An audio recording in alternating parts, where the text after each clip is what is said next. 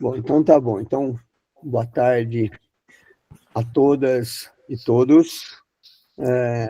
Especificamente no mês que estamos trabalhando bastante em prol da diversidade de gênero, da inclusão de pessoas, e nós certamente reconhecemos como algo super importante.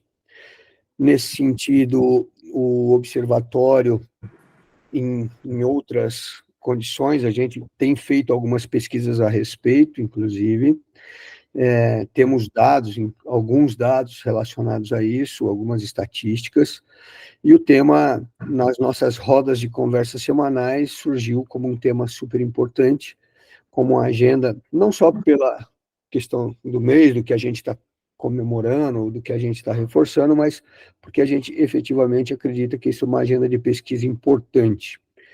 Então, eu queria, em nome do Observatório aqui da Universidade de São Paulo, dar as boas-vindas para vocês, para todos que estão aqui com a gente, em especial as palestrantes de hoje, as que vão ser as speakers desse nosso encontro, a Sandra, a Gisele, sejam muito bem-vindas e que a gente possa ter outras vezes para trabalhar mais sobre esse tema. Também queria agradecer o Matheus, que, de certa forma, centralizou e levou e coordenou esse processo, no sentido positivo de poder organizar esse nosso debate de hoje, essa nossa conversa de hoje, e dizer que certamente os resultados daquilo que a gente vem fazendo dentro desses seminários online, ele traz para a gente elementos para continuar agregando na agenda de pesquisa. E acho que hoje não vai ser diferente. Como eu já disse, essa parte de diversidade, ela é algo que é super importante para a gente pensar para frente. E sempre tem na pauta. Então, eu vou passar a palavra diretamente já para o Matheus. E, Matheus, mais uma vez, obrigado. Fique à vontade e bom evento para todos nós. Obrigado, professor Davi. Boa tarde a todos e a todas. É com imensa satisfação que a gente dá início, então, a mais um dos seminários organizados pelo OBSCOP, o Observatório do Cooperativismo. Nós somos uma rede de pesquisadores dedicada ao estudo das cooperativas agropecuárias e financeiras. O nosso objetivo é compreender, entre outros assuntos, a estrutura de governança, a gestão e o impacto dessas cooperativas em suas atividades na sociedade, além de promover debates acadêmicos e divulgar pesquisas que possam contribuir para o desenvolvimento do setor. Eu sou Matheus Zago e hoje eu estou atuando aqui como moderador do evento, coordenado pelo professor Davi. Eu agradeço, Davi, a oportunidade de estar aqui com vocês, agradeço também o apoio dos colegas Ricardo, a Flávia e a Elisângela, que ajudaram aqui na organização deste evento. E hoje temos a honra de apresentar um tema fundamental, que é a inclusão de mulheres em cooperativas de crédito. Como sabemos, a participação feminina é crucial para o fortalecimento e a sustentabilidade das organizações, e é por isso que hoje estamos reunidos aqui. É sabido que, muitas vezes, as mulheres enfrentam desafios para ocupar cargos de liderança dentro das organizações, embora estejam presentes com um grande número como membros associados. Dados revelam uma grande disparidade quando se trata da representação feminina em cargos de liderança na tomada de decisão. Uma literatura aponta que apenas uma fração dos assentos de conselho de administração e posição do CEO são ocupadas por mulheres. Para ilustrar, eu trago aqui essa estatística. Dados mostram que somente 15% dos assentos do conselho e 20% das posições de CEO são ocupadas por mulheres, evidenciando uma clara desigualdade de gênero neste aspecto. E por isso existe a necessidade de discutir esse tópico, e nada mais justo de trazer aqui duas grandes pessoas especiais para esse nosso evento. São duas autoridades aqui no assunto. Nós temos aqui hoje a participação deixa eu pegar os nomes completos aqui de vocês, da Gisele e da Sandra. A Gisele Gomes, doutoranda e mestre em diversidade e inclusão pela Fevale, no Rio Grande do Sul. A Gisele também é especialista em negócios internacionais pela Universidade de Economia em Katowice, na Polônia. graduada em Ciências Sociais pela Unicinos, no Rio Grande do Sul. Gisele é embaixadora na Rede Global de Mulheres e Líderes, da WOCCU, que é o World Council of Credit Unions, e trabalha com consultoria em foco de culturas inclusivas, equidade e diversidade nas organizações. Gisele tem uma trajetória de vários anos trabalhando em organizações no Brasil e nos Estados Unidos, e áreas que envolvem a governança, liderança, ESG e inclusão às diversidades. A pesquisa que a Gisele desenvolve no doutorado envolve aspectos de participação das mulheres nos conselhos de administração. Gisele, obrigado pela participação aqui. E nós temos também hoje a nossa querida Sandra de Souza Smith, doutoranda em administração de empresas pela PUC Paraná, com doutorado sanduíche na Universidade de Barcelona. A Sandra é mestre em gestão em cooperativas. Sandra também tem passagem pelo sistema OCEPAR, Sescop Paraná e tem experiência de gestão em várias empresas. É uma pesquisadora que dedica a inclusão de gênero em cooperativas. E certamente, Sandra, vai ajudar bastante a discussão nossa aqui de hoje. Inclusive, o trabalho da Sandra, eu acompanhei e recebeu vários elogios lá na edição do ICA, International Cooperative Alliance, do ano passado, foi realizado na Bélgica.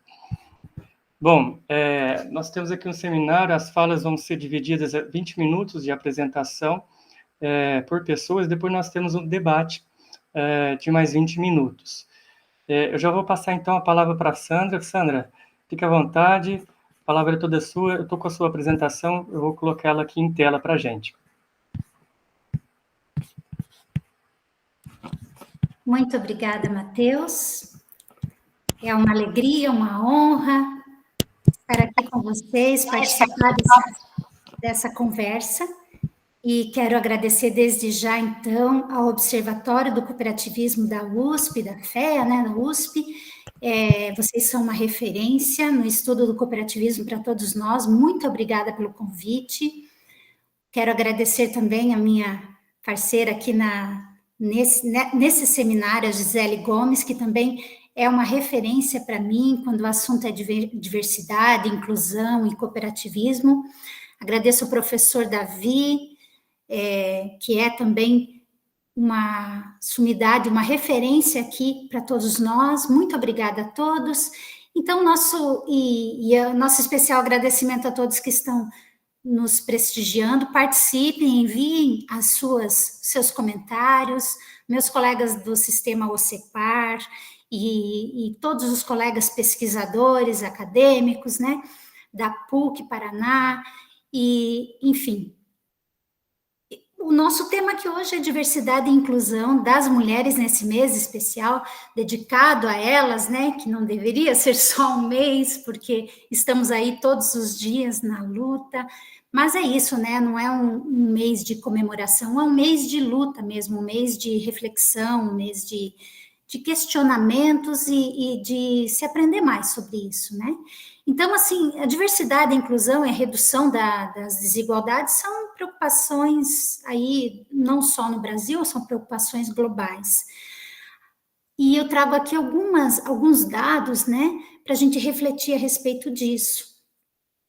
Por exemplo, as cooperativas, tendo assim um modelo de negócio diferenciado, um modelo único, um modelo mais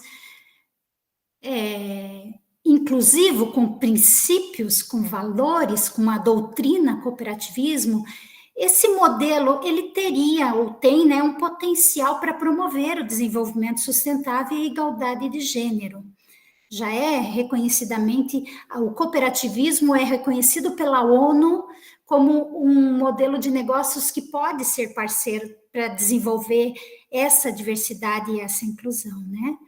Entretanto, no Brasil, pode passar, Matheus, no Brasil a diversidade ainda não é uma realidade, não só nas cooperativas, mas em todos os tipos, todos os modelos de negócios. Então, há um estudo não sei se está passando para vocês, para mim ainda está parado aqui, Matheus. Há um estudo do IBGC, que é um Instituto Brasileiro de Governança de Governança Corporativa, o IBGC, um estudo mostra que apenas 15% dos cargos de governança, né, de liderança e gestão, são ocupados por mulheres. Esse estudo é realizado pelo IBGC nas empresas que estão listadas na Bolsa de Valores. Então, 15% só das cadeiras de presidentes ou de conselheiros estão ocupados por mulheres. Esse estudo do IBGC é de 2023, né? Esse dado do IBGC. O pessoal está falando aqui no chat. Lá, como dizia, as cooperativas, né, com seu modelo de negócios diferenciado, a gente espera que as cooperativas possam aí desenvolver a inclusão e a diversidade de gênero, né? Ainda não é uma realidade, infelizmente.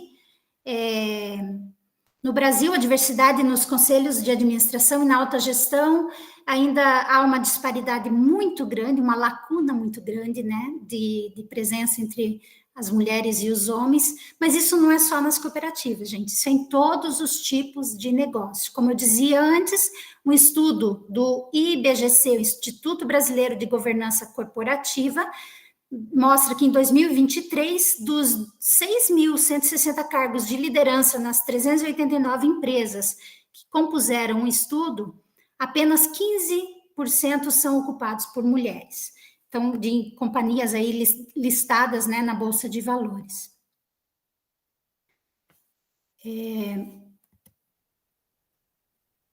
Os Objetivos de Desenvolvimento Sustentáveis da ONU trazem no seu objetivo 5, que é até 2030, estamos perto, né? Faltam 5 anos apenas para alcançarmos esses objetivos, é acabar com todas as formas de discriminação contra as mulheres e meninas em todos os lugares. No 5.5, a meta é garantir a participação plena e eficaz das mulheres e a igualdade de oportunidades em liderança em todos os níveis de tomadas de decisão. Essa preocupação também é das cooperativas, né? Como dizíamos, a Aliança Cooperativa Internacional tem desenvolvido estratégias para priorizar a igualdade de gênero a nível global e estabeleceu uma série de planos de ação para abordar essa questão. De acordo com a Aliança Cooperativa Internacional Ásia-Pacífico, um dado aqui de 2025, uma forma de eliminar potenciais preconceitos de gênero, sejam explícitos, implícitos ou reais, é abraçar essa causa. Então, a gente reclama, mas a gente precisa também fazer algo, né? O que vai ajudar isso a criar um ambiente positivo e melhorar a produtividade é abraçar a causa da igualdade de gênero. Isso, então, é uma pauta também da ACI, né, Aliança Cooperativa Internacional. Eu trago agora aqui dados do Anuário COP, né, que são dados aí da OCB, Organização das Cooperativas Brasileiras. Eu espero que esteja aparecendo aí para vocês, tem um QR Code aqui, caso vocês tenham interesse em aprofundar, em procurar mais a fonte desses dados, então vocês podem buscar nesse QR Code. A fonte desses dados, então, está ali nesse link. Por ramo, quando a gente fala de quadro social, aqui não estou falando de lideranças, estamos falando de cooperados e cooperadas. Então, a gente pode ver aqui que no ramo agro, que é o primeiro ramo aqui, ó, apenas 16% das cooperadas, né, dos cooperados são mulheres. O ramo, que tem o ramo consumo, o ramo crédito, que é a nossa discussão maior hoje aqui, fica no ramo crédito. A gente pode ver que no ramo crédito,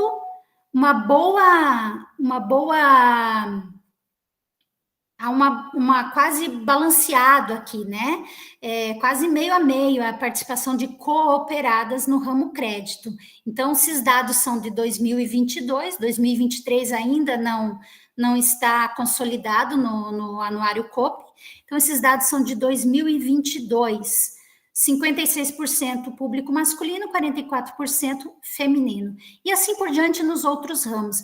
A gente percebe que o ramo saúde e trabalho também tem uma boa participação de cooperadas mulheres, né? Vamos em frente, também ainda com dados do Anuário COPE, e esse Anuário COPE eu recomendo vocês acessarem aqui pelo QR Code, que traz informações bem relevantes sobre vários dados e impacto do cooperativismo na economia, enfim. Quando a gente fala de distribuição por gênero e ramo, quando a gente fala dos dirigentes, aí a disparidade é grande, muito grande, né? No ramo crédito, por exemplo, apenas 20% dos cargos dos dirigentes, da presidência, é ocupado por mulheres, né? 80% são presidentes masculinos. Nós temos aqui os outros ramos, né? No ramo trabalho e produção e trabalho aqui, então, 47% é o único ramo onde as mulheres aqui têm um pouco mais de participação, né? Na infraestrutura, até pela especificidade aqui do ramo, enfim, no ramo transportes também, transporte, olha, 8% só de participação feminina, né? E, então, no crédito, que nós estamos estudando hoje aqui, 20% de participação feminina. Esses dados são de 2022, do Anuário COPE. Quando a gente fala agora da participação feminina, então, especificamente nas cooperativas de crédito, eu trago aqui dados da Confebras, Confederação Brasileira e das Cooperativas de Crédito. Eu coloco aqui o link e também o QR Code, caso vocês queiram aprofundar nesses dados. Aí são dados de 2023, mais de 8,7 milhões, quase 9 milhões de mulheres brasileiras são cooperadas de alguma cooperativa de crédito, enfim, escolheram uma cooperativa de crédito para cuidar das suas finanças. Quando a gente vê as empregadas dessas cooperativas, né, dentre os colaboradores, 61% são mulheres.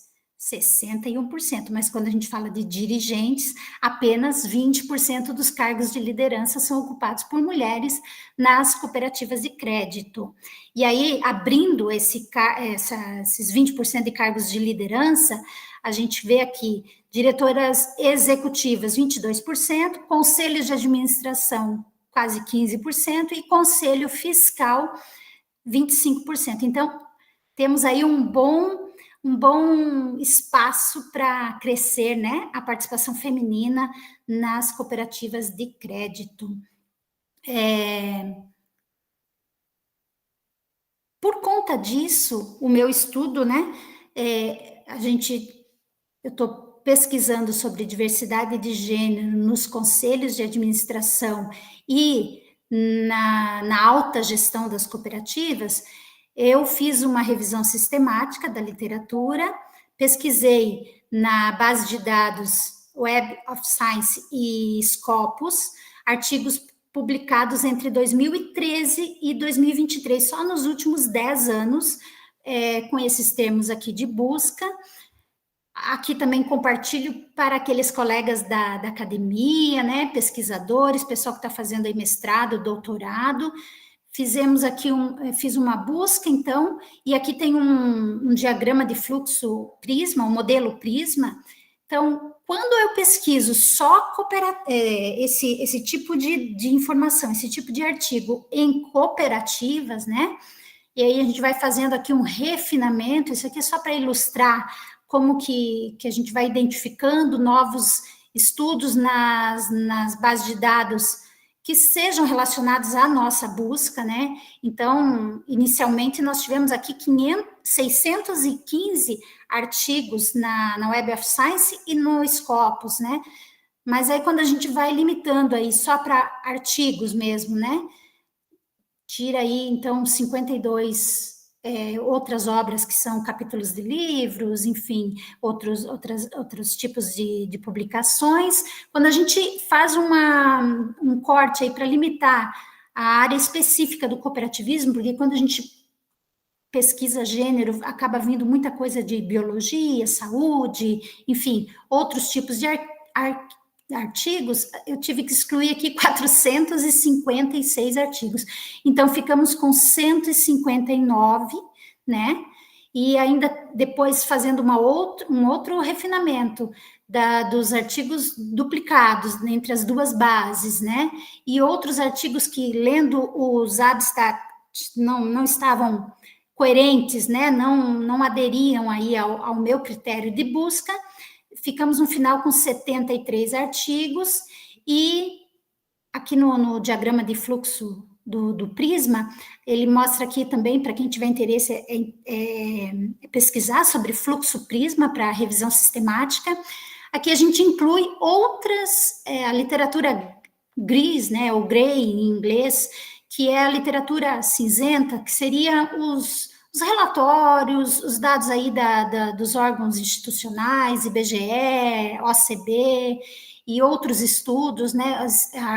Aqui, backward citation significa aqueles artigos que foram citados por esses outros artigos aqui.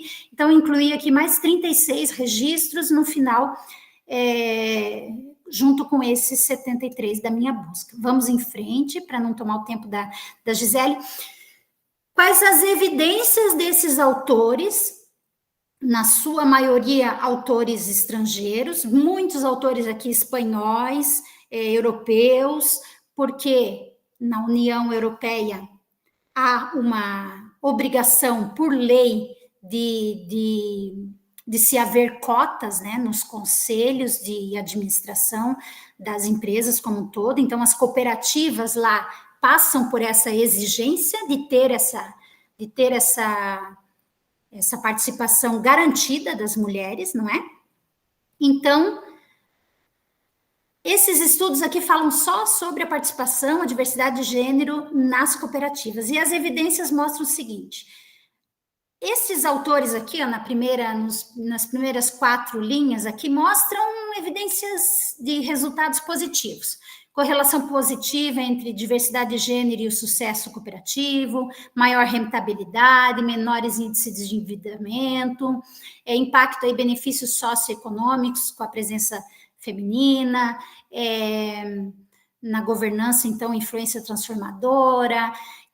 As mulheres, quando fazem parte, esses autores afirmam que as mulheres se preocupam mais com aspectos ambientais e sociais, também elas promovem aí mais inovação, sustentabilidade, tem impacto positivo relacionado com a participação das mulheres com a eficiência e a transparência em gestão. Entretanto, outros estudos, e aí nós não temos aqui um consenso, né? Há necessidade de se aprofundar esses estudos, mas ainda há muitos desafios, muitas barreiras, limitações estruturais e obstáculos para que as mulheres avancem nas cooperativas, dizem esses autores. Outros autores aqui reconhecem os benefícios, mas apontam desafios, né, em diferentes ambientes. Depende muito, varia muito conforme o contexto, especialmente em ambientes rurais. Outros autores aqui dizem que a presença feminina não garante automaticamente mudanças organizacionais, uma vez que a cultura e as estruturas, né, podem limitar esse avanço. Outros autores aqui evidenciam resultados mistos, né, sobre a diversidade de gênero. É muito complexo você investigar só a questão socioeconômica ou só a questão ambiental, de sustentabilidade. Então, outros aqui afirmam que há necessidade de aprofundar os estudos sobre o impacto da diversidade, não é?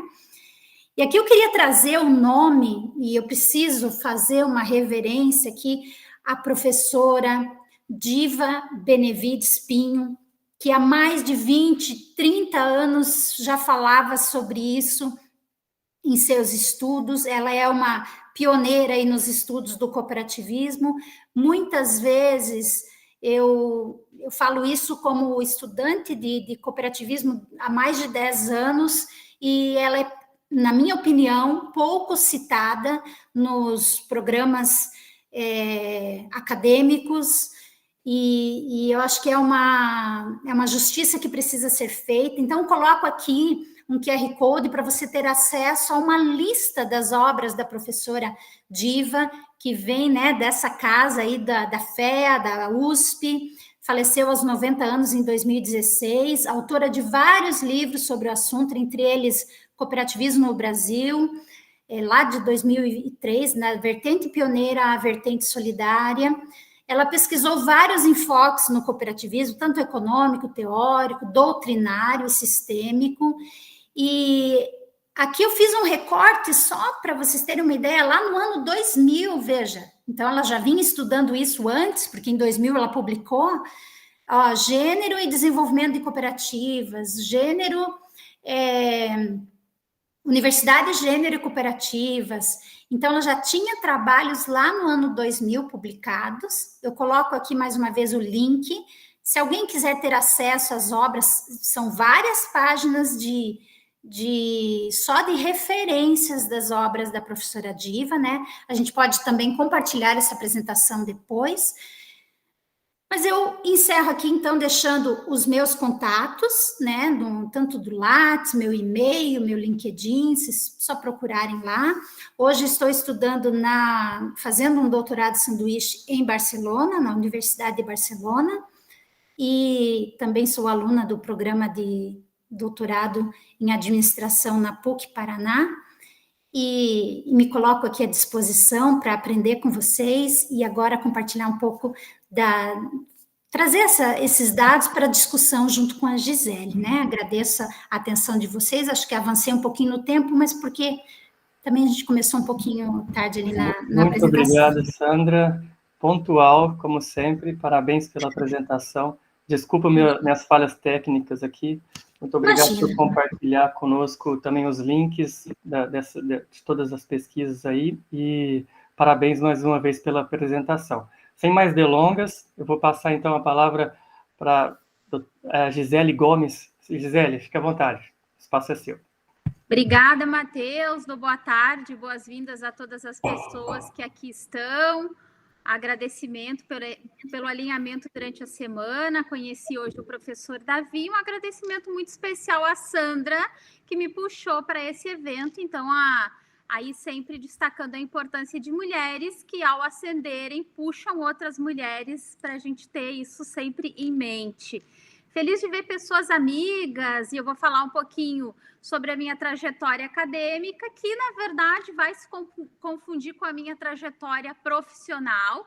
Na verdade, eu fui buscar um mestrado e fui buscar um doutorado para que eu pudesse ter uma chancela, de fato, assim, de forma bem indireta, para que eu pudesse ser reconhecida no mercado. E acho que, então, a academia acabou me ajudando a construir esse capital simbólico, que é o que o Pierre Bourdieu vai falar. Então, o meu capital intelectual tem me servido bastante.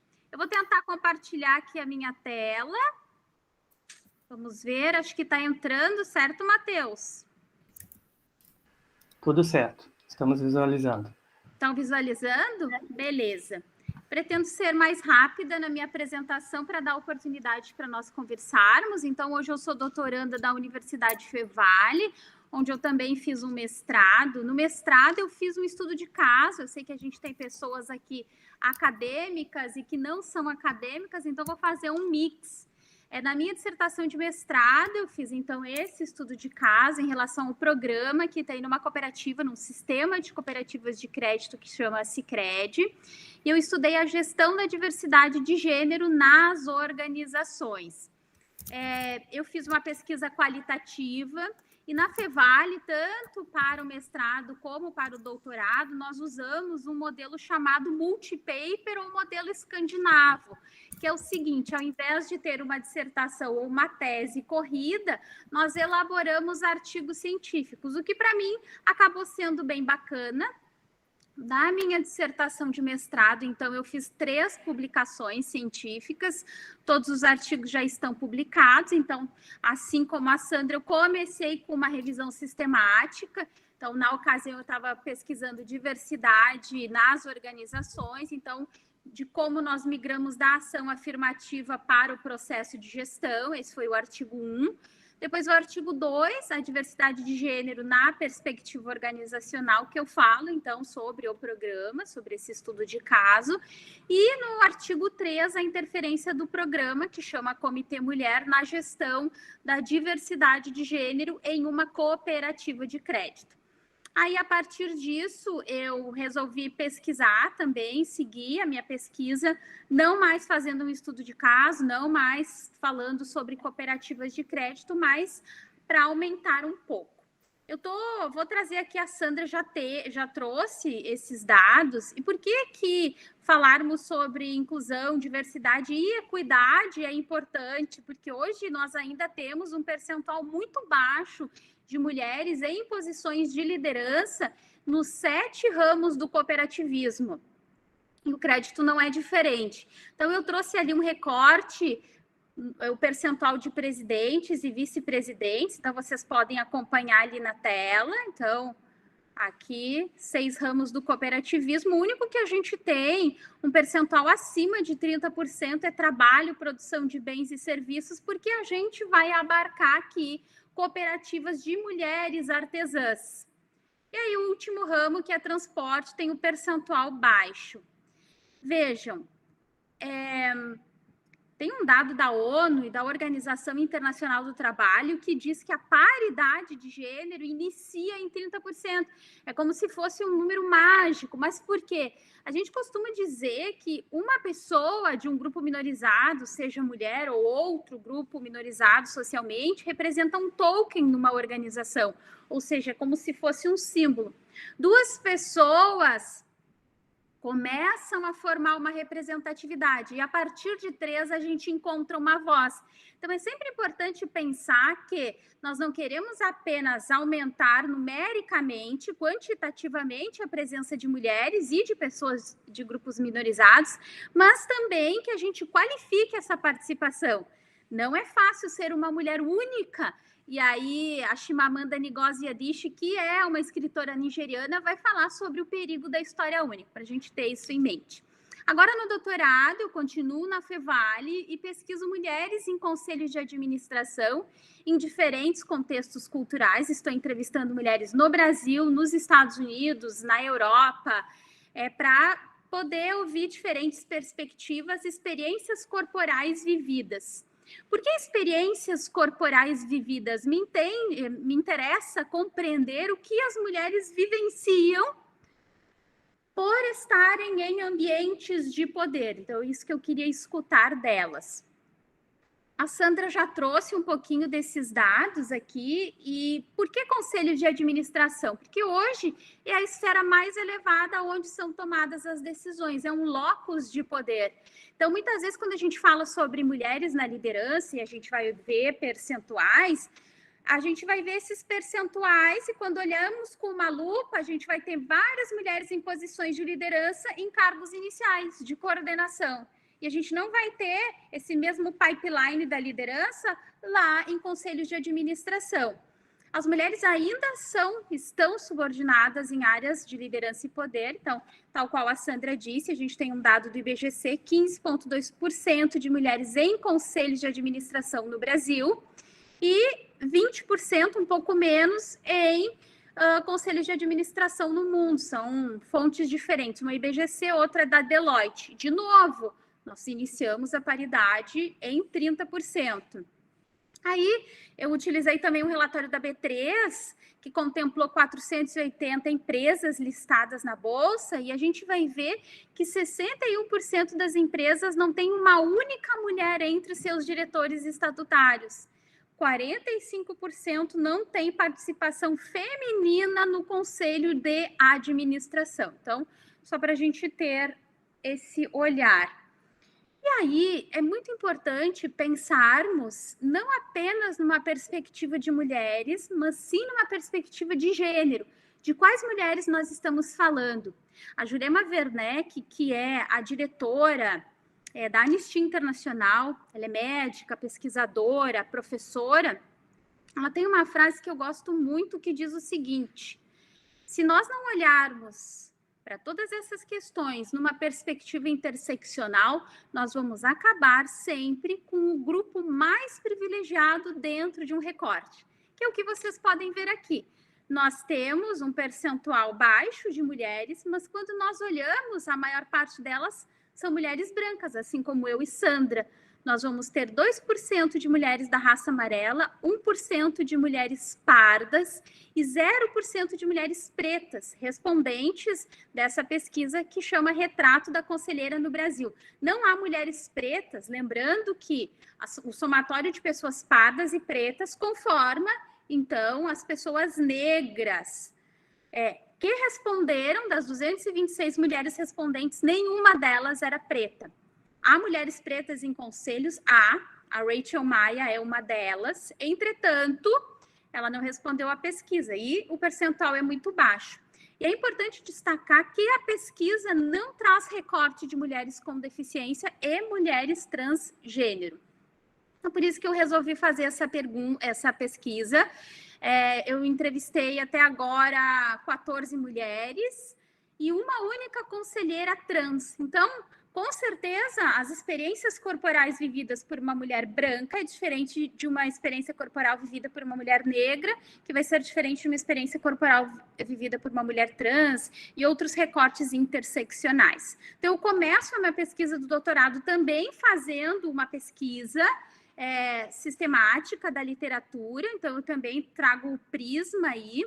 Eu fiz 2 conjuntos, o conjunto 1, então, foi em português, e o conjunto 2 foi em inglês. Eu acabei, então, selecionando, ao todo foram 29 artigos e por diversos critérios de exclusão acabei tirando vários deles, porque assim como a Sandra falou, quando a gente coloca gênero, acaba aparecendo muitas outras coisas.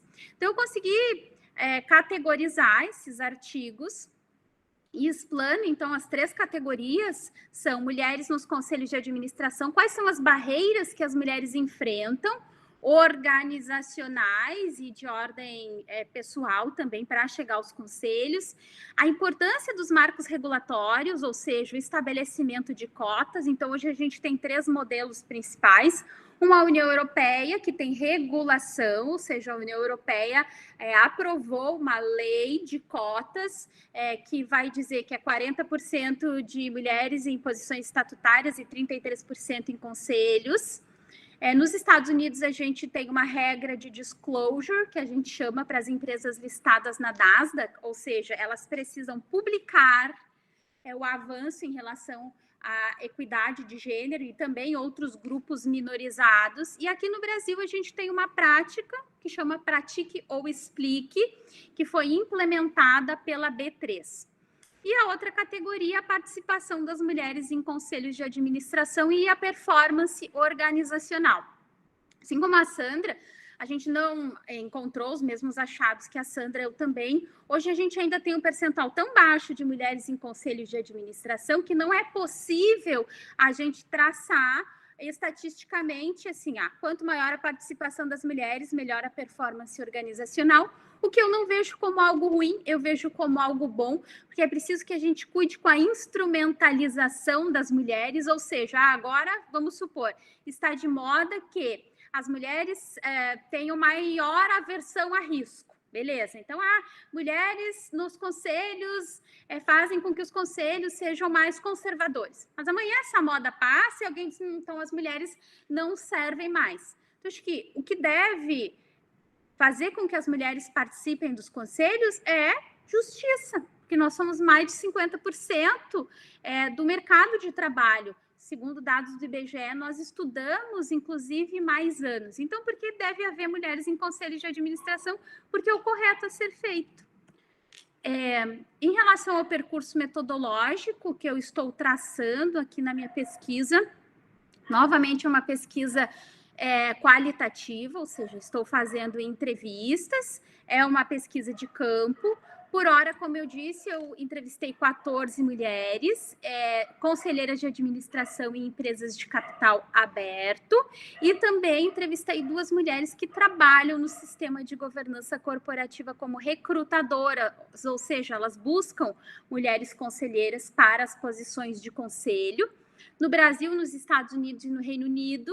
Uma delas que eu entrevistei está nos Estados Unidos, mas ela é francesa, então me trouxe algumas questões bem importantes, porque a França é um dos países que adotou as cotas já há muitos mais anos do que a lei que está na União Europeia. É uma bola de neve, porque eu comecei, então, com 3 ou 4 informantes semente ou informantes-chave, mas essas mulheres, elas só aceitam participar de entrevistas quando outras mulheres indicam. Então, por isso que eu fiz bola de neve. Então, eu estou utilizando, na verdade, já utilizei uma entrevista semi-estruturada, mas eu também estou fazendo, como eu estou fazendo uma análise cultural, eu estou analisando imagens obtidas no LinkedIn, estou fazendo netnografia, que é justamente para comparar, vamos ver o que vem de narrativa e aquilo que eu vejo nas fotos. Então, aconteceu o Fórum de Diversidade do IBGC. Quando eu olho a foto, eu vejo mulheres, sim. Vejo mulheres negras, talvez. Vejo mulheres com deficiência, talvez. Vejo mulheres trans, talvez. Então, estou fazendo também essa análise. E como eu disse, então, a análise cultural, ela pressupõe, então, diferentemente do que eu fiz lá na dissertação de mestrado, que foi uma análise de conteúdo, agora me interessa também compreender quem diz, o que diz, para quem diz, porque isso é muito importante também. Eu vou analisar aquela narrativa, mas a partir de uma perspectiva de quem é aquela pessoa que está narrando aquela história, aquelas questões. Então, termino a minha apresentação aqui e me coloco à disposição para a gente conversar um pouquinho. Quis correndinho, Matheus, para a gente ter ainda uns minutinhos para conversar, para que as pessoas possam fazer as suas perguntas. Muito legal, Gisele, parabéns mais uma vez pela apresentação, muito interessante também sua pesquisa, acho que as duas muito próximas aí de ganhar o título de doutoras, né? As pesquisas são excepcionais, bem legais. Eu vou passar aqui, então, as perguntas para os nossos participantes. A gente pode entrar aqui num debate, podem se manifestar pelo chat ou até mesmo abrindo o microfone. Vamos lá, quem vai ser o primeiro a se inscrever para a gente começar o nosso debate aqui? Nós temos aqui o João Luiz. João Luiz, fique à vontade. Boa tarde a todos. Parabenizo a iniciativa do Observatório, né, Davi? Nessa relação já antiga entre Banco Central e Observatório no desenvolvimento do cooperativismo. Então, serei breve aqui na minha colocação, parabenizar a Sandra e a Gisele. Gisele, já tivemos oportunidade, né, Gisele, de encontrarmos outras vezes. Eu sou João Luiz, eu estou representando aqui o Banco Central, sou chefe adjunto do Departamento de Organização. Esses números já é de conhecimento nosso, a nossa chefe, Carolina, está aqui presente também, e o que nos incomoda é como resolver isso, né? Quais seriam... o quadro está dado, vocês colocaram muito bem a situação, salta aos olhos, principalmente a colocação que tanto a Gisele como a Sandra fizeram, uma participação ativa das mulheres como colaboradoras, né? Não só como associadas, nos eventos que nós participamos, nós vivemos o mundo do cooperativismo, e quem carrega no colo, dizer assim, ou segura a parte operacional do cooperativismo, uma boa parte são as mulheres, né? Seja em cargos de variados níveis, de gestão, de gerência, enfim, mas, como foi muito bem colocado, quando chega nos cargos estatutários, conselho fiscal, diretoria, principalmente o conselho de administração, que é o órgão mais estratégico, não percebemos isso, e é bem nítido essa diferença, né? Grandes números, 60%, 50% e 15%. né? Então, uma queda abrupta. E então, minha colocação, até para a Gisele, pela experiência do Sicredi que ela tem, a Sandra também pela experiência acadêmica, e abro aqui, quem quiser colaborar, para buscar o Banco Central ser municiado, né, de informações para buscarmos resolver isso, né, como, de forma racional, encontrarmos as razões para isso, né, quais são as razões mais objetivas para que esse cenário ocorra e quais medidas que podemos adotar, seja o segmento cooperativista, seja o próprio Banco Central, para minimizar essa situação, seja até, pensando alto aqui, questão de cotas, né, para mulheres, o Banco Central deveria intervir com mais veemência nessa questão, em termos normativos. O segmento, né, Gisele, o Sicredi tem aquele programa nacional para ampliar a participação das mulheres, né, o Comitê Feminino desde 2020. Então, quais seriam para vocês os instrumentos para buscarmos minimizar essa situação, para alcançarmos essa participação maior das mulheres, por todas as razões que vocês colocaram, as vantagens, os benefícios, evitar essa simetria brutal que tem entre a associada, a colaboradora e a ocupação de cargos em órgãos estatutários. Obrigado, isso, agradeço.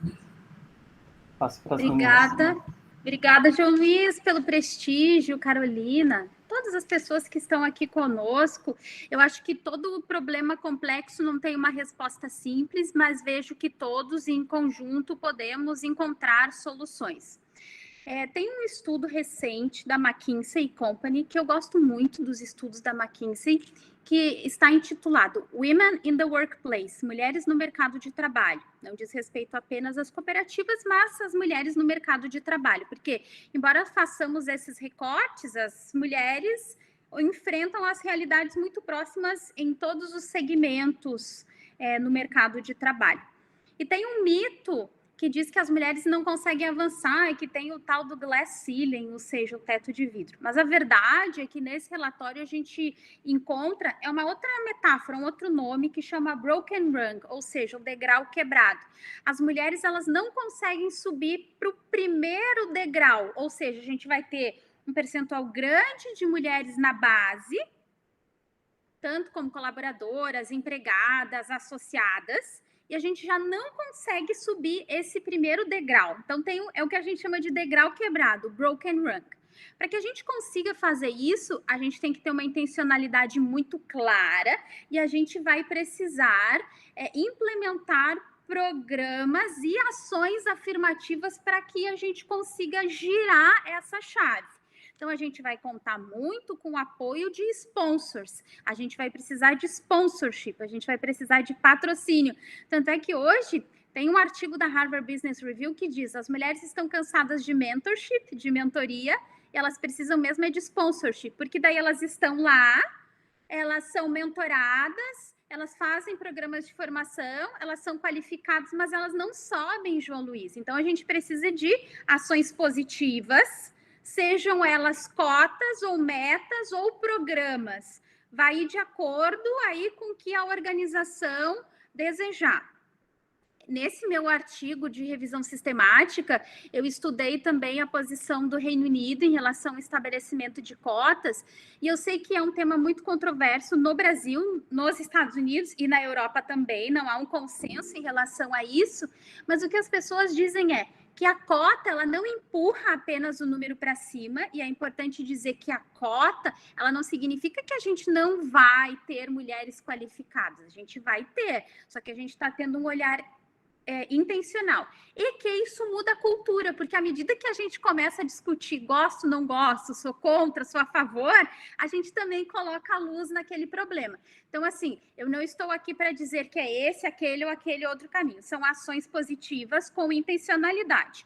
Pode ser cotas, pode ser metas ou ações afirmativas, tal qual o Sicredi tem, que é o Comitê Mulher, Comitê Jovem, e a OCB também tem o Elas pelo COP, que também tem o objetivo de trazer mais mulheres, são cooperadas daí. Então, fazer programas de aceleração para mulheres, mas sempre tendo em vista, João Luiz, beleza, eu acelero, mas eu preciso ter uma meta, assim, de comprometimento. E aí cada organização vai fazer de acordo com a sua realidade. Não sei se respondi a pergunta. Obrigado. Eu gostaria de só, eu concordo plenamente com a Gisele. Na minha opinião, a questão é intencionalidade, tem que ter a vontade de resolver o problema, né? E eu acrescento aqui ações, como a Gisele comentou da OCB, o SESCOP num nível de Serviço Nacional de Aprendizagem do Cooperativismo, e aqui tem vários colegas do SESCOP, principalmente do SESCOP Paraná, de onde eu vim, que tem formação específica, além dos comitês, lógico, comitês de liderança feminina, comitês jovens, tem formação específica para, por exemplo, conselheiras mulheres, né?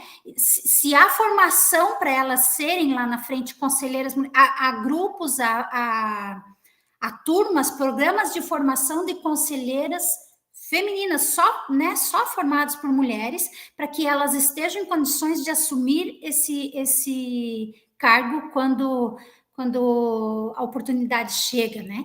Então, e a oportunidade precisa ser criada, sim, precisa ser, e aí você, João Luiz, do Banco Central, Carolina, precisam, sim, eu acho que nos ajudar nessa questão da intencionalidade.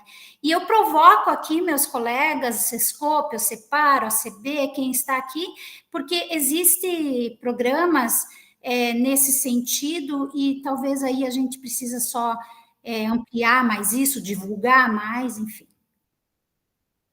Obrigado, Sandra. Nós temos aqui 2 participantes, um no chat, o Júlio levantou a mão. Vou pegar pelo chat primeiro, o Romeu Lima. Ele coloca: vocês já acham que seria importante colocar metas de participação de gênero em órgãos estatutários na agenda do BC, tanto em relação às cooperativas de crédito quanto às instituições financeiras de maneira em geral?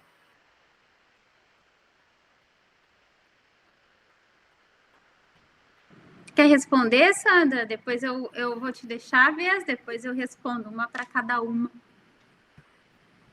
Eu acho importante, sim.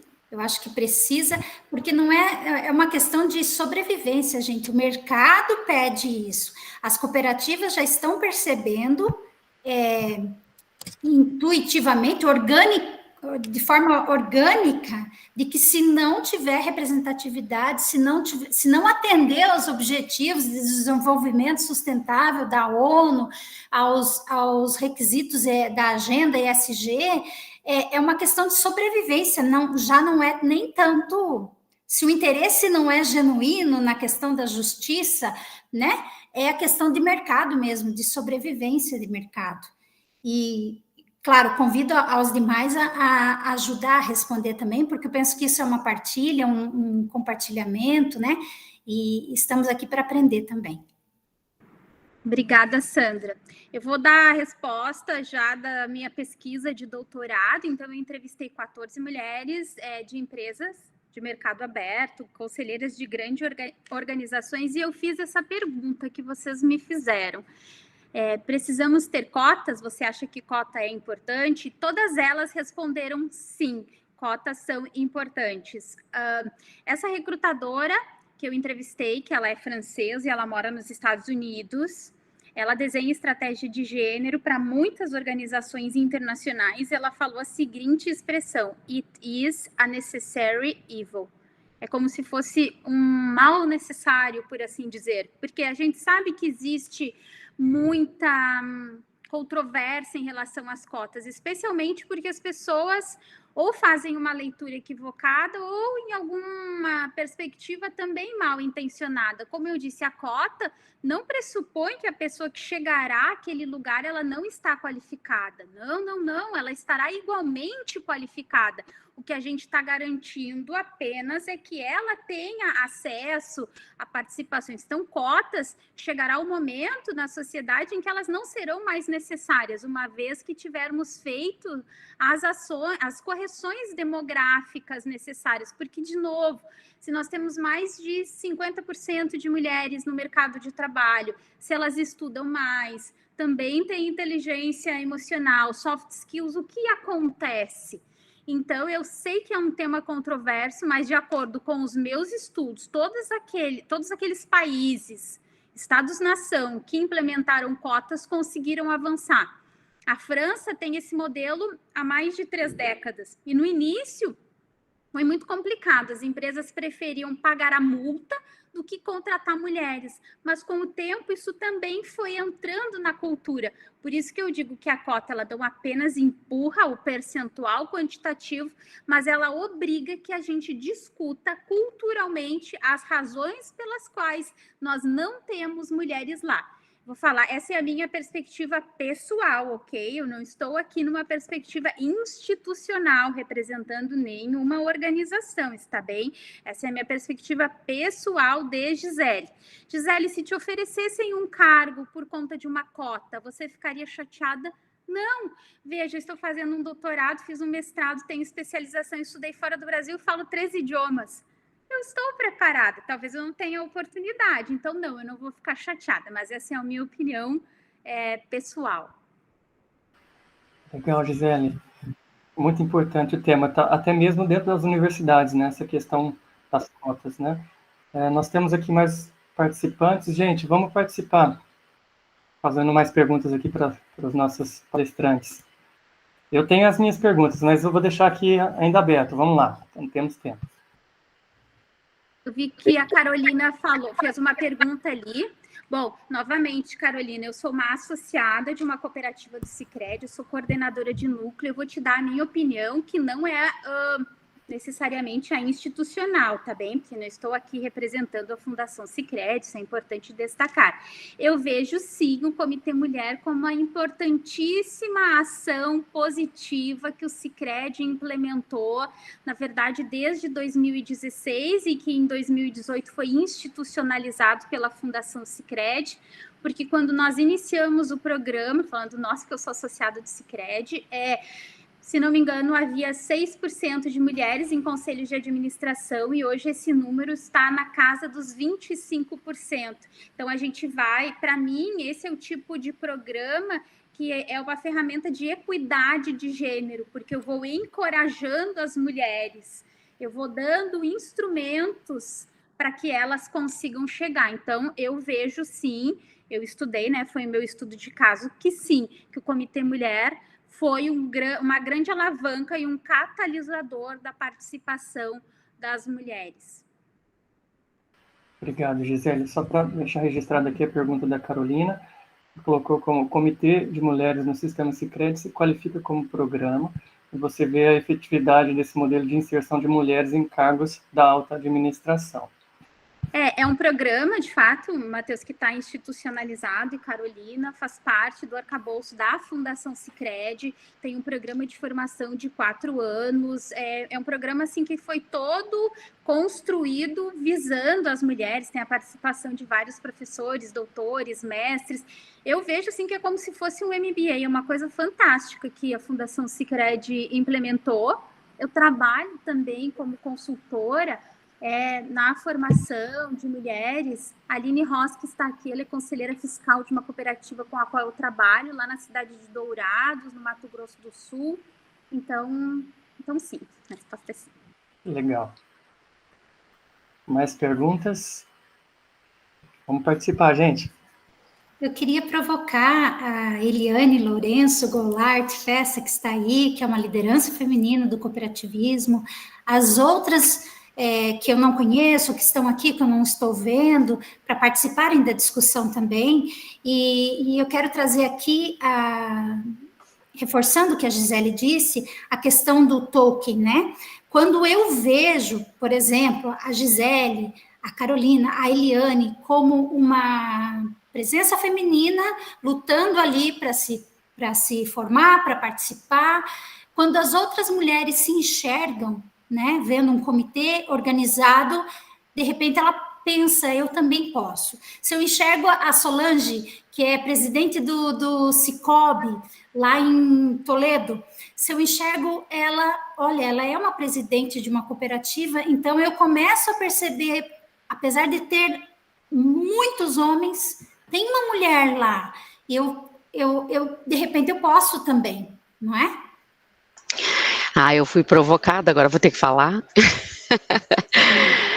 Eu fiquei pensando aqui, meninas, refletindo nas falas de vocês, sobre o que é que essas meninas que já conseguiram transpor essas barreiras, né, que habilidades, que competências, no que elas se diferem, o que elas estão fazendo que as outras ainda não captaram, né, para vencer. Eu vejo, isso é uma opinião particular, tá? Não tem nada de fundo científico. Eu sinto questões culturais fortes que a gente precisa transpor, né, para alcançar esse espaço, para buscar mais oportunidades. E, enfim, qual a visão de vocês nesse sentido? Legal.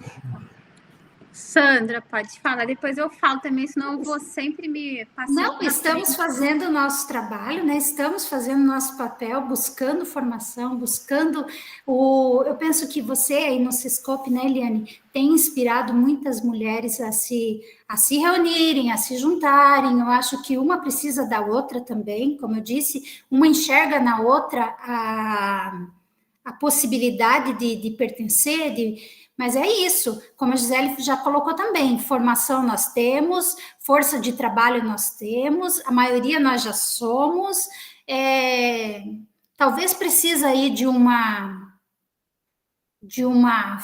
força governamental, eu digo um impeditivo, uma obrigatoriedade para ajudar isso a acontecer, infelizmente, ou não, ou felizmente, aí eu trago aqui questões. Eu acredito que sim, eu acredito que de repente é um empurrão que falta para que as mulheres ocupem o seu espaço, que é justo. Eliane, eu gosto muito de eu gosto muito de metáforas e frases, eu acho que ajuda a gente a desenhar algumas coisas. É preciso olhar a árvore, mas é preciso olhar a floresta. A gente só tem que cuidar para não olhar demais a árvore e imputar nas mulheres algo que está na estrutura. Então, a árvore faz parte da floresta. Então, são duas coisas que precisam caminhar concomitantemente. Antigamente, quando eu não tinha estudado muito, eu me apeguei muito numa expressão que entrou aí no mercado chamada síndrome da impostora. As mulheres não ascendem porque têm síndrome da impostora, ou não porque não se colocam à disposição. Só que à medida que eu fui estudando cada vez mais, porque esse tema faz parte da minha vida, ou seja, desde 2016 eu estudo isso todos os dias da minha vida mesmo para dar conta do meu mestrado, do meu doutorado e da minha consultoria.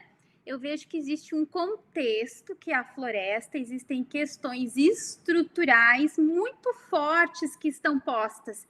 Então, muitas vezes a gente espera demais das mulheres, demais, não que elas não possam dar, mas não tem uma estrutura para.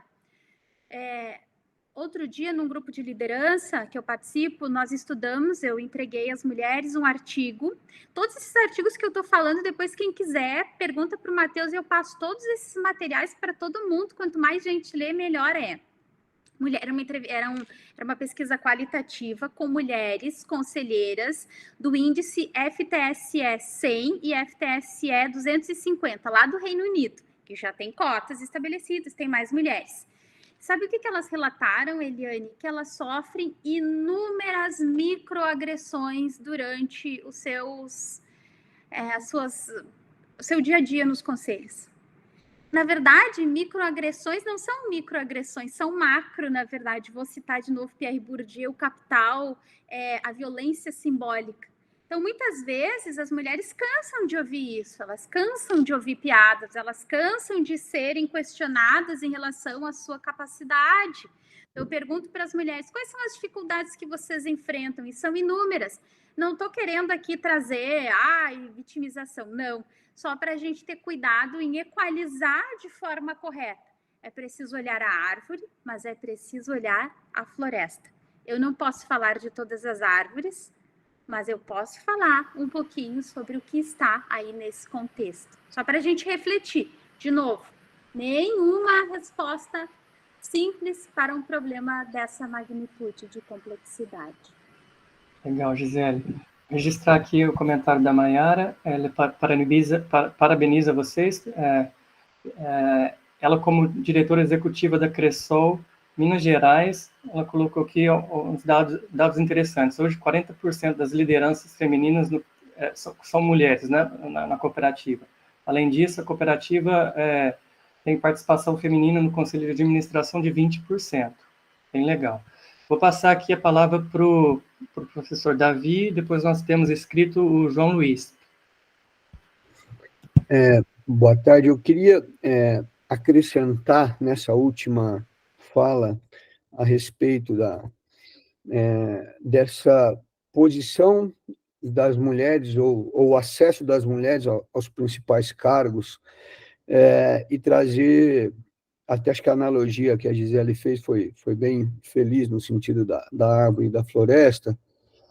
E aqui tem um dado que eu acho que acaba deixando isso claro, quase que um experimento natural que eu vivenciei, mas mostrando um pouco dessa questão mesmo, que é o ambiente, a estrutura onde você está inserido é que vai determinar, vai possibilitar que determinadas coisas aconteçam com maior ou menor intensidade.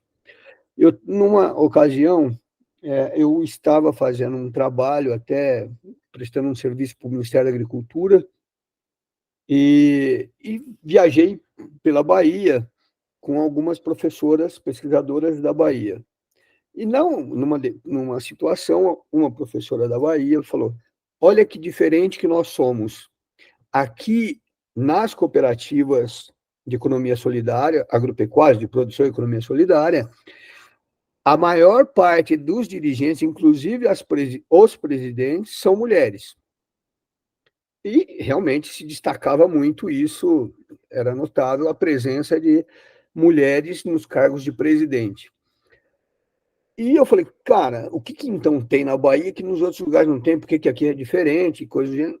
E aí, como eu tento pensar um pouco mais de forma estatística, econômica, eu falei, mas escuta, os homens que estavam aqui, que poderiam ocupar esses cargos, eles migraram para algumas outras regiões em busca de oportunidade de trabalho. Faz sentido o que eu estou pensando? Ela falou, tem bastante evasão aqui.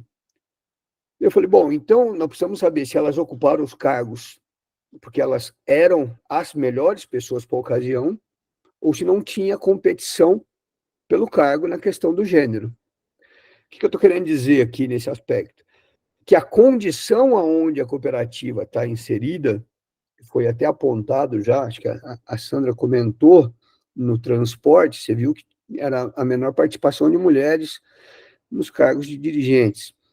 Então, isso vai depender de um conjunto de elementos que são, inclusive, sociais, estruturais da nossa sociedade, e que vai permitir que isso aconteça com mais ou menos intensidade. O ponto que é chave, me parece, que eu acho que é muito legal e que destaca tanto na fala da Sandra como da Gisele, à medida em que essa pessoa ocupou o cargo, ou os cargos, ela tem que ser competente. Não que o homem também não tenha que ser, mas vocês vivem isso muito mais até que a gente, e essa questão da diversidade de gênero também acontece dentro da própria universidade, tá? Questão de mulheres como professores universitários, né? Então, não que o homem não tem que ser competente também, mas a mulher certamente é muito mais cobrada, inclusive por ser mulher. Aparentemente se espera muito mais das mulheres nesse sentido.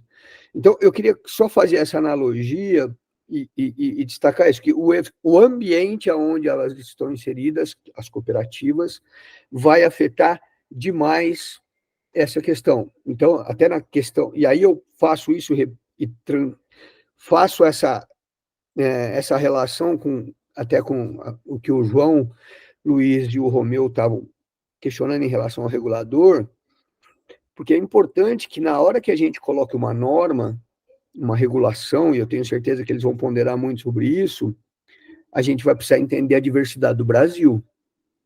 Pode ser que, para determinadas regiões, a regulação mínima seja superada e muito, porque tem muito mais gente disponível, que haja muito mais possibilidades. Só que pode ser que em determinadas regiões nem o mínimo você consiga atender. E isso tem efeitos que podem trazer efeitos não necessariamente positivos. E aí esses efeitos negativos podem até se sobrepor aos positivos, que alguém pode começar a olhar e mostrar onde não deu certo. Então, é mais uma reflexão aí. Obrigado. Gisele, Sandra, nós estamos encaminhando para o final, nós temos aqui mais 2 participantes, eu proponho para a gente fechar um bloco agora com essas 3 perguntas, na fala de vocês. Nós temos aqui inscritos o João Luiz e também o... Quem que levantou e agora abaixou a mão? Tínhamos uma outra pergunta. Era eu, Matheus, eu acho. E tem uma que eu gostaria de fazer para vocês também. Eu vou passar para o João Luiz e a gente fecha esse bloco de última participação aqui da nossa auditório. João Luiz.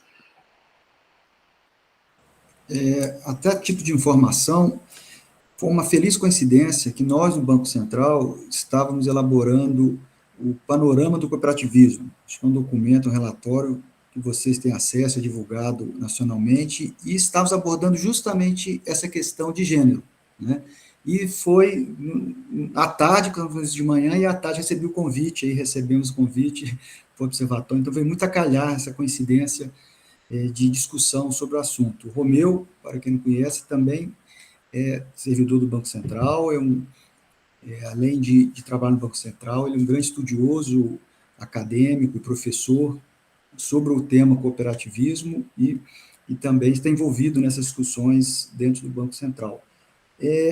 O que nós percebemos, até na linha que o Davi comentou, né, pela heterogeneidade do Brasil, e não só do segmento cooperativista em si, mas das regiões, né, seria interessante, a meu ver aqui, aí a questão pessoal, tá, Gisele? Estou falando aqui, me ocorreu agora, que esse incentivo, o Banco Central permitisse, né, ou incentivasse que as chapas, os núcleos, fomentassem essa participação, entendeu? Até das cotas, porque aí resolveria essa questão de customizar, né, para cada tipo de região, para cada sistema, e aí sim haveria um envolvimento das próprias associadas, porque hoje mais de 50% são mulheres.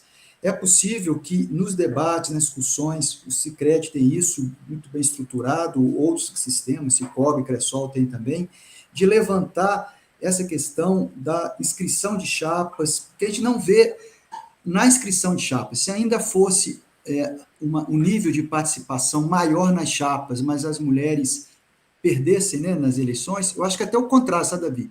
Quando as mulheres se candidatam, geralmente elas ganham, né? Acho que, como você colocou, né, o nível de assertividade aí feminina, não tenho esse estudo aqui, mas a questão é na base, as mulheres terem essa voluntariedade que a Gisele teve, e outras têm, de se candidatar, né? E esse impulso inicial, que acho que cabe ao próprio cooperativismo, ACB, Sescop, impulsionar, porque vocês já são a maioria de associadas e a maioria de colaboradores. E se levar essa demanda para o conselho, que é majoritariamente masculino, ele com certeza vai aceitar isso, né? Independente de questões culturais ou outras, de ter, começar ou reforçar aí essas cotas aí das chapas, né? Como nas eleições para deputados, senadores, enfim, nas chapas até para o meio acadêmico, o Davi colocou, né, de estudantes. Então, não sei se a norma do Banco Central poderia até ter um efeito contrário, se não for muito bem estudado, mas se os próprios sistemas, OCB, isso não está levado no nível de debate, né, dessa questão do incentivo lá na formação dos núcleos, para incentivar as mulheres a concorrerem e até reservar vagas para elas nas chapas, cada um dos sistemas, né? Acho que essa seria uma alternativa propositiva bem interessante, que está na linha até do programa do Sicredi, que eu não vejo replicado na mesma intensidade em outros sistemas, e eu não sabia desse resultado que a Gisele falou, saltou de 6% para 20%, né, olha só, triplicou, né, estamos chegando aí nos 30% aí que eu inicio a paridade, mas graças a iniciativas. É isso, desculpa. A gente fechar mais aqui o bloco, uma pergunta aqui da minha parte. até pegando um gancho que o João Luiz disse, e que eu e a Gisele e a Sandra estavam conversando aqui nos bastidores, relacionado à questão da inclusão das mulheres, Gisele e Sandra, se isso está relacionado a políticas regulatórias, ou seja, fatores externos, ou se a inclusão das mulheres ela tem a ver com a questão da governança interna da própria cooperativa. Qual que é a opinião de vocês nesse assunto? Então, a gente fecha um bloco aqui de 3 perguntas.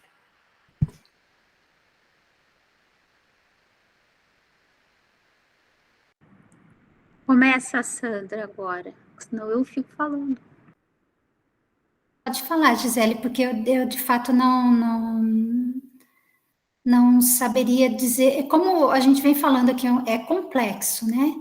E eu peço para você responder, me ajudar a responder. Matheus, eu vejo que é um somatório de esforços. A gente está falando sobre uma cultura ou culturas inclusivas, e a gente vai ter uma cultura micro, que é a do indivíduo, uma cultura meso, que é da organização, leia-se qualquer cooperativa, seja de qualquer ramo, ou próprio Banco Central, e uma cultura macro. Então, a regulação ela vai partir de uma estrutura macro. E eu vou ter também a governança que está na estrutura meso. E todas essas esferas elas vão se conversar de uma forma ou de outra. Então, a gente vai precisar de um somatório de...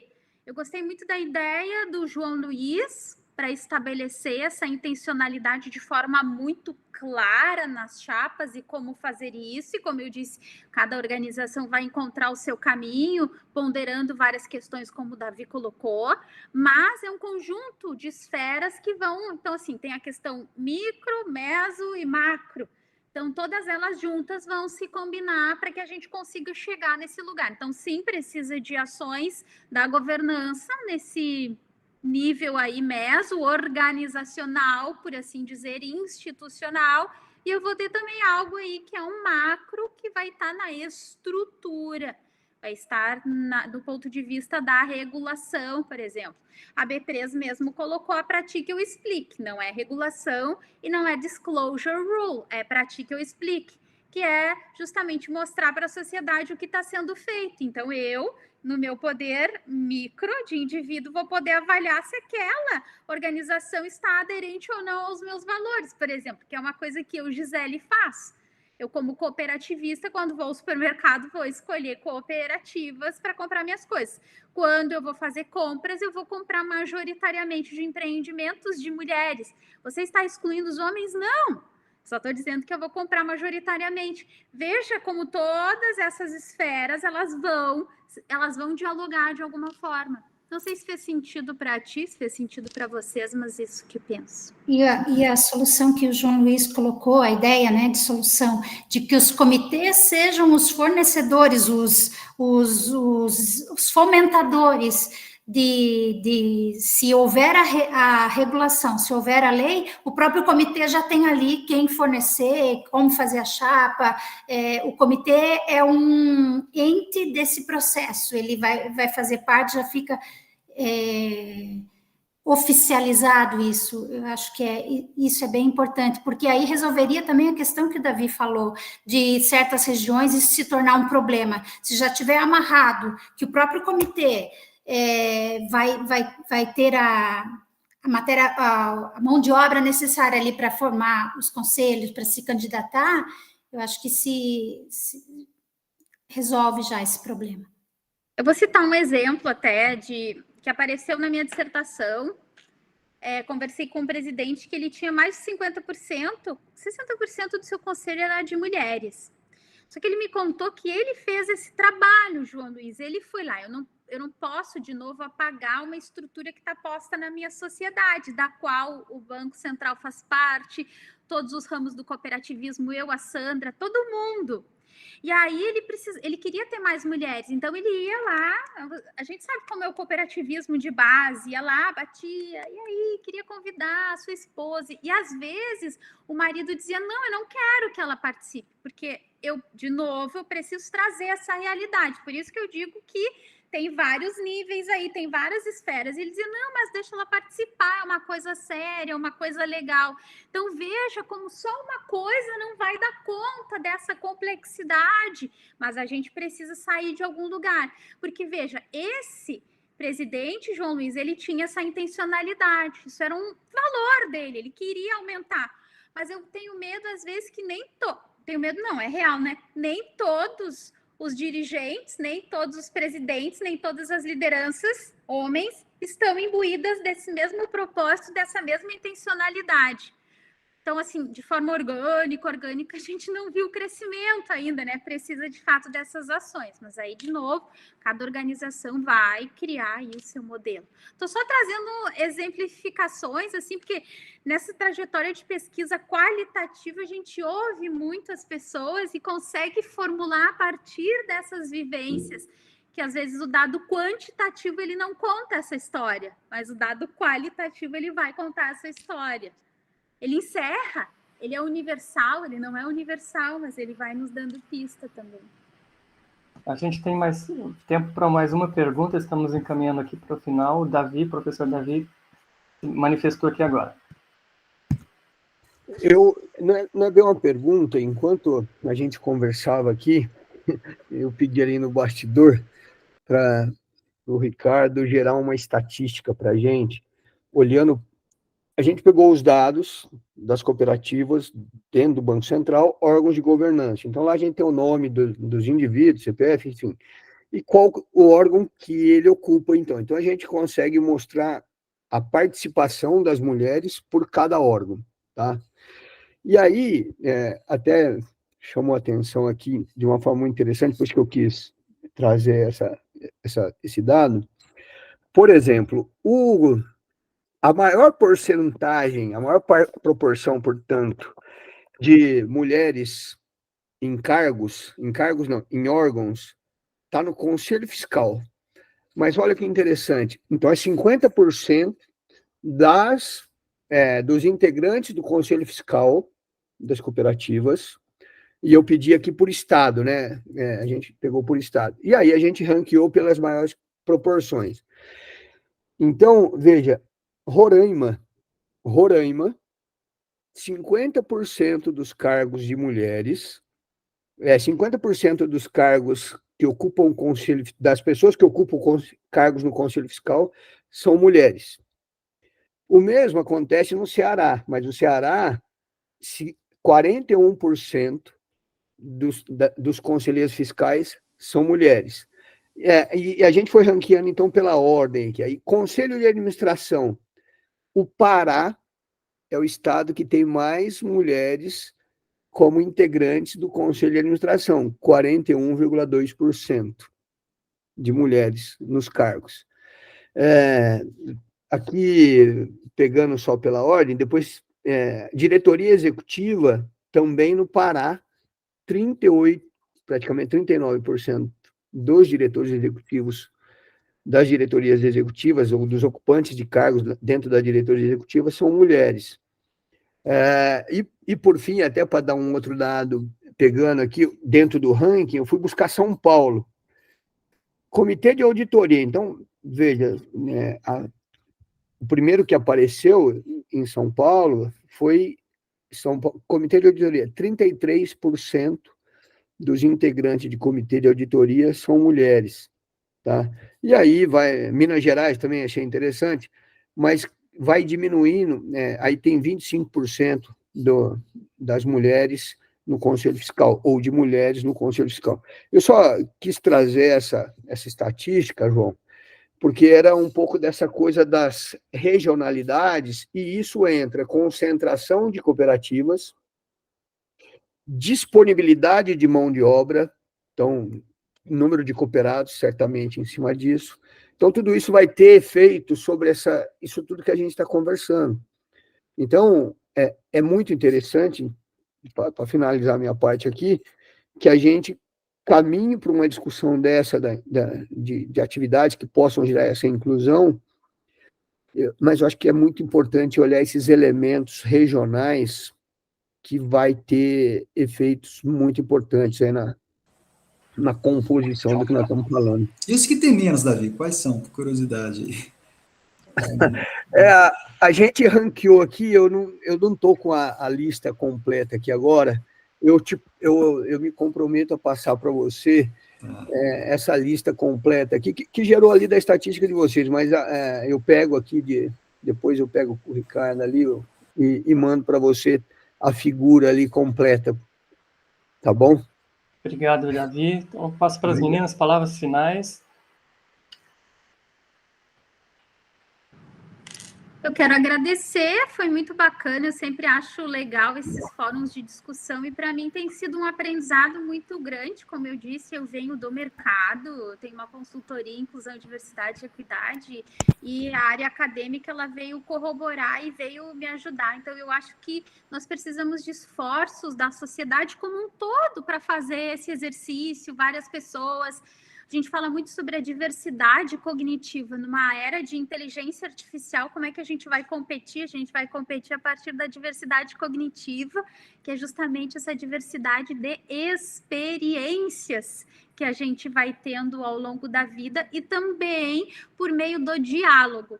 Eu não tenho a menor intenção de ser dona da verdade absoluta, mas eu tenho a maior intenção do mundo de aprender com todas as pessoas para que a gente construa uma sociedade mais próspera para todas as pessoas. Eu estou comprometida e sei que também tem um monte de gente bacana comprometida junto. Obrigada, tá, Matheus, pelo convite. Sandra, pela indicação. Beijo, querida. Eu quero agradecer mais uma vez. Estou vendo aqui uns comentários tão pertinentes aqui no chat que a gente não conseguiu discutir, mas agradecer a Janaína Klein, que compartilhou ali a experiência dela, que ela está participando das assembleias do Sicredi, está participando do comitê, do conselho, e contou ali alguns relatos muito importantes da experiência dela, da dificuldade, como foi falado aqui, é um problema complexo, né? Os estudos que eu trouxe lá no começo também falaram isso, que não dá para a gente garantir nada, que aumentando a participação da mulher, ela vai trazer resultados, e não é isso, que às vezes a gente busca com isso conseguir o nosso espaço. Não quer dizer que aumentando o número de mulheres a cooperativa vai ter resultados assim ou assado, né? Mas é uma questão de conquista, de igualdade, de diminuição dessa disparidade de gênero, não é?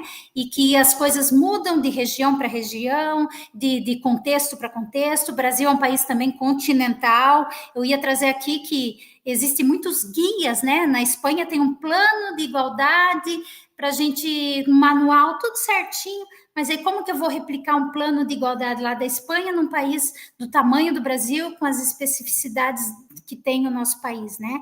Enfim, é algo que a gente precisa discutir muito, abrir espaços como esse. Agradeço ao Observatório do Cooperativismo da USP por abrir esse espaço, agradeço aqui aos representantes do Banco Central que dão ouvidos para esse clamor, para essa necessidade de se discutir gênero, não é? Agradeço aqui a participação de todos, da Kathleen também, que trouxe ali a experiência dela na Unilos, né, Cooperativa de Crédito do Brasil, e todos os que participaram, muito obrigada pela participação de vocês, e o aprendizado é contínuo. Gisele, muito obrigada, Matheus, professor Davi, Flávia, a todos vocês, obrigada. Muito obrigado a todos e a todas por participarem aqui do nosso evento. Gostaria de agradecer de novo as palestrantes Gisele e Sandra por compartilhar aqui a experiência com a gente. Pessoal, não se esqueça que esse evento aqui foi gravado, ele vai ser disponibilizado depois no YouTube. Compartilhem também nas redes sociais. Eu desejo a todos uma ótima tarde. Eu passo aqui para o Davi fazer a finalização. Finalização, só agradecer mesmo, gente. Acho que é papel nosso e promover o debate, um debate com qualidade, com profundidade, e acho que a plateia mostra o quanto efetivamente foi proveitoso hoje, o fato da gente estar com pessoas das mais diversas atividades e responsabilidades, e então isso demonstra que a gente conseguiu atingir o nosso objetivo de divulgar o conhecimento, de promover a troca desse crescimento. Então, obrigado, meninas, Gisele, Sandra, obrigado, João, obrigado, Matheus, em nome da equipe do Observatório, obrigado a todos os demais que participaram com a gente. Esse vídeo vai ficar no YouTube, a gente vai fazer alguma ediçãozinha leve ali, na verdade, e vai ficar disponível no canal do Obscope no YouTube, mas para a gente, nesse caminho, estamos felizes porque a gente conseguiu trazer luz para os debates que são importantes e que vão ter efeito no futuro das cooperativas, da sociedade de forma geral. Então, um bom final de semana a todos e até uma próxima oportunidade. Um abraço. Tchau, tchau.